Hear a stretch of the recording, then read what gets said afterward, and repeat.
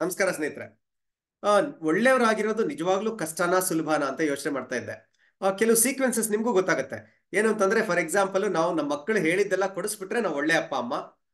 ನಾವು ಬಾಸ್ ಆಗಿದ್ದಾಗ ನಮ್ಮ ಸಬಾರ್ಡಿನೇಟ್ಸ್ ಬಂದು ರಜಾ ಕೇಳಿದ ತಕ್ಷಣ ಲೀವ್ ಸ್ಯಾಂಕ್ಷನ್ ಮಾಡಿಬಿಟ್ರೆ ನಾವು ಒಳ್ಳೆ ಬಾಸು. ಪಕ್ಕದ ಮನೆಯವ್ರು ಏನೋ ಅಡುಗೆ ಕೊಡ್ತಾರೆ, ಅದು ಎಷ್ಟೇ ಕೆಟ್ಟದಾಗಿದ್ರು ಬಹಳ ಚೆನ್ನಾಗಿದೆ ಅಡುಗೆ ಅಂತ ಹೊಗಳು ಬಿಟ್ರೆ ನಾವು ಒಳ್ಳೆ ನೈಬರ್ಸು. ಫ್ರೆಂಡ್ಸ್ ಬಂದು ಸಾಲ ಕೇಳಿದಾಗ ತಕ್ಷಣ ದುಡ್ಡು ಕೊಟ್ಬಿಟ್ರೆ ನಾವು ಒಳ್ಳೆ ಫ್ರೆಂಡ್ಸು.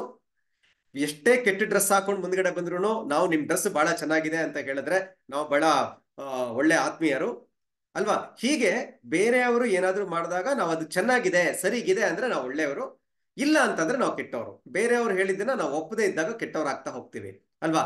ಹೀಗೆ ಯೋಚನೆ ಮಾಡ್ತಾ ಇದ್ರೆ ಒಂದು ಸಣ್ಣ ಪ್ರಸಂಗ ರಾಮಾಯಣದಲ್ಲಿ. ಆ ರಾವಣ ಮತ್ತೆ ಮಾರೀಚ ಇಬ್ರು ಮಾತಾಡ್ತಾ ಇರ್ತಾರೆ.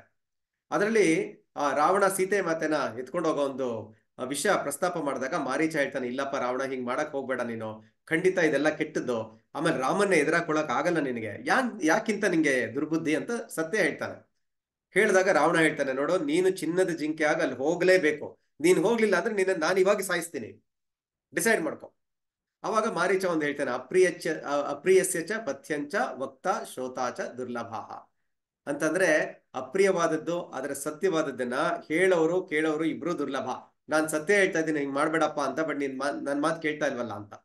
ಎಷ್ಟು ಚೆನ್ನಾಗಿದೆಯಲ್ಲ ಸ್ನೇಹಿತರೆ. ಅದಕ್ಕೆ ನಾವು ಎಲ್ಲರಿಗೂ ಯಾವಾಗ್ಲೂ ಒಳ್ಳೆಯವರಾಗೋದಕ್ಕೆ ಸಾಧ್ಯವೇ ಇಲ್ಲ ಅಲ್ವಾ. ಆದ್ರಿಂದ ನಮಗೆ ಯಾವುದು ಒಳ್ಳೆಯದು ಅನ್ಸುತ್ತೆ ಅದನ್ನ ಮಾಡೋಣ. ತೆಲುಗಿನಲ್ಲಿ ಒಂದು ಗಾದೆ ಇದೆಯಲ್ಲ, ಅಂದರ್ಕಿ ಮಂಚುವಾಡೋ ಅನಂತಯ್ಯ ಅಂತ. ಅಂತಂದ್ರೆ ಎಲ್ಲರಿಗೂ ಒಳ್ಳೆಯವನಾಗಿರಕ್ಕೆ ಟ್ರೈ ಮಾಡ್ತಾನೆ ಅನಂತಯ್ಯ ಅಂತ. ಹಾಗಿರಕ್ಕೆ ಸಾಧ್ಯವೇ ಇಲ್ಲ ನಮಗೆ. ಆದ್ದರಿಂದ ನಾವು ನಮಗೆ ಯಾವುದು ಸರಿನೋ, ನಮಗೆ ಯಾವುದು ಒಳ್ಳೆಯದು ಅನ್ಸುತ್ತೋ ಹಾಗೆ ಬದುಕೋಣ ಅಲ್ವಾ ಸ್ನೇಹಿತರೆ. ಇದರಿಂದ ಕೆಲವ್ರ ಮನಸ್ಸಿಗೆ ಬೇಜಾರಾದ್ರೂ ತುಂಬಾ ತೊಂದರೆ ಪಟ್ಕೊಳ್ಳೋದು ಬೇಡ, ತುಂಬಾ ಬೇಸರ ಮಾಡ್ಕೊಳ್ಳೋದು ಬೇಡ ಅನ್ಸುತ್ತೆ ಅಲ್ವಾ. Thank you so much for listening. Thank you.